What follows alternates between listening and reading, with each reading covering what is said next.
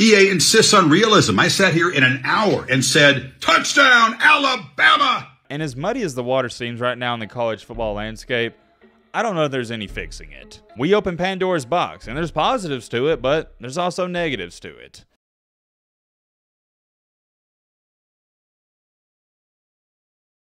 Ladies and gentlemen, boys and girls, we got some more big-time college football news to talk about, and it includes no other than the man, the myth, the legend himself, Nick Saban. There's been some speculation and rumors going around that Nick Saban potentially might be the new commissioner of college football. And not only did he address that, but he also addressed and voiced his concerns with the current state of college football, and I found it rather interesting, and I think you guys will as well. But also in tonight's video, we got yet again another update on the new college football game, NCAA 25. And this is coming from no other than Chris Fowler, and I've had a ton of people send this to me and I haven't even seen it yet, so you're gonna get my live reaction. Apparently he has posted a new video explaining everything that's gonna be in the game, and yeah, I'm excited to take a look at it. Hope you guys had a great Friday. If not, hope this video on your Friday night can make it a little bit better. And yeah, relatively simple, you know what we're about to talk about, so strap in, buckle up, get your snack, get your popcorn, get your favorite meal you like to eat when you watch a video, because trust me, I do the same thing. But alright, Matt, blah blah, shut up, crap up, without further ado, let's get it.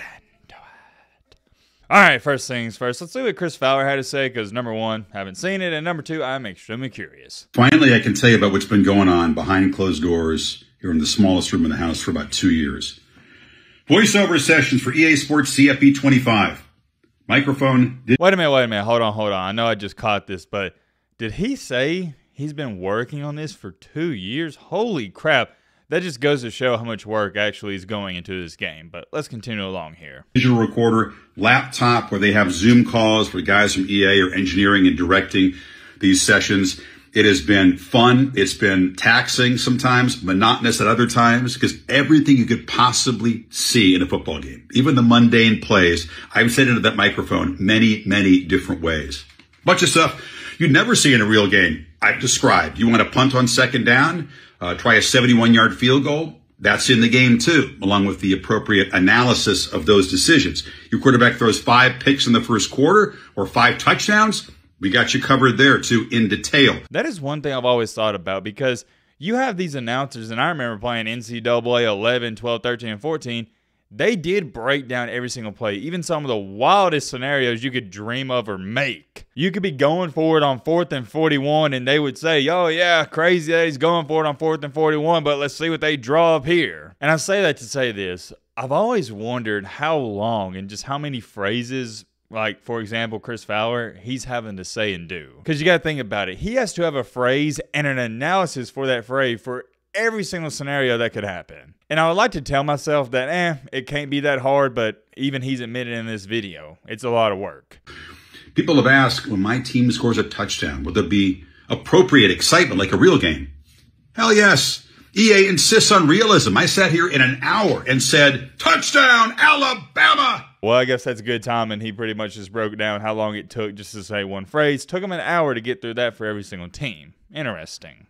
All the way down to touchdown, Wyoming, along with the version for the team nicknames. It was like a month of touchdown calls in an hour. I needed the T for the voice. Kirk and I have had joint sessions playing off each other like we would in a real booth. There's going to be incredible detail. What I've seen of the game will blow people away, and really excited for you to see it. Probably can't answer most of your questions about the game, but I know it's going to be great. Can't wait.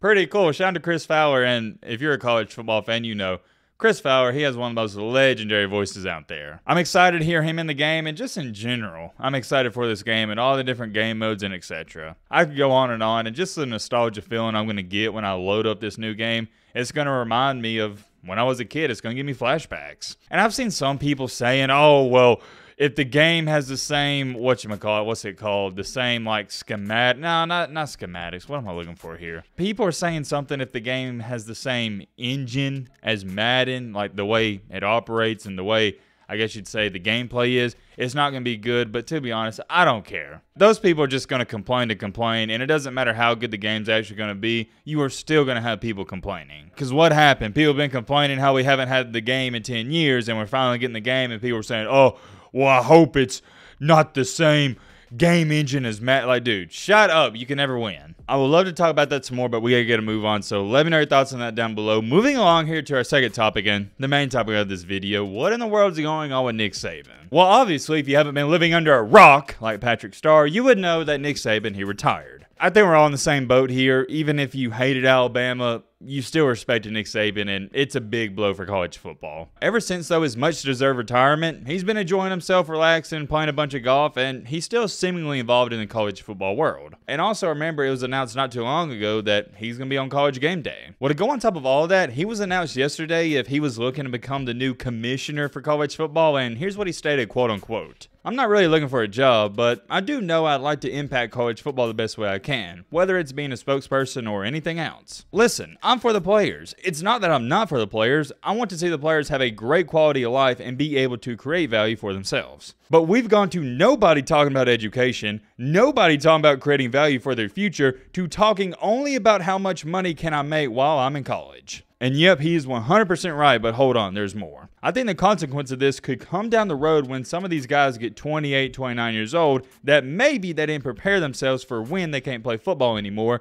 which is what you should do when you go to college. Hold on. I gotta clap it up, because yet again, Nick Saban's right. Most of y'all know how I feel about the NIL. I've been preaching this and saying this since I was 10 or 11 years old. If somebody is willing to pay for your autograph, your talent, your art, your work, not just in college football, but in anything in this life, I believe you're entitled to that money and you should be able to take it. I'm all for these guys getting paid. However, we're entering a danger zone. Nick Saban said it best. Yeah, they're going to be doing okay when they're in college, but what's going to happen when they can't play college football anymore and they're 28, 29 years old and they're in a midlife crisis? Because what happens is when you give some, not all, but some of these 18, 19, 20, 21, and 22-year-olds hundreds of thousands and even some cases millions of dollars, they think, hey, this is great.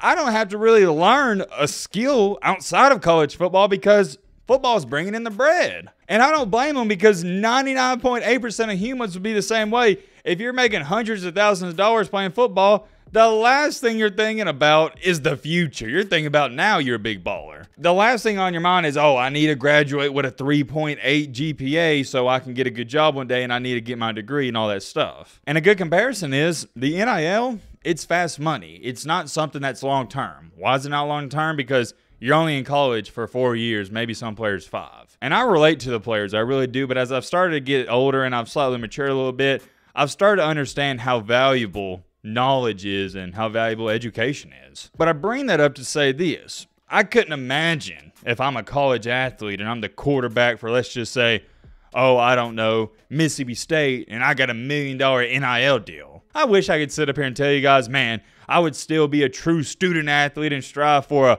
4.0 GPA, but I know dang well that wouldn't happen. More than likely what would happen is I'd have the mindset of, hey, I'm the star quarterback and I'm making $1 million. I don't need school, F school. And that right there, ladies and gentlemen, is the example that Nick Saban is talking about. What happens when the quarterback who thought he was the big baller, thought he was the hot shot, doesn't make it to the NFL? What's next for him? His life isn't necessarily over because he didn't make it to the NFL. Not many people do. The bottom line is, and it's a tricky argument, we need a salary cap for each team and we need regulation, period, the end. Here's what Nick Saban also added, though. Just like an NFL player has a contract or a coach has a contract, something in place so you don't have all this raiding of rosters and mass movement. I wonder what fans are going to say when they don't even know the team from year to year because there's no development of teams, just bringing in new players every year.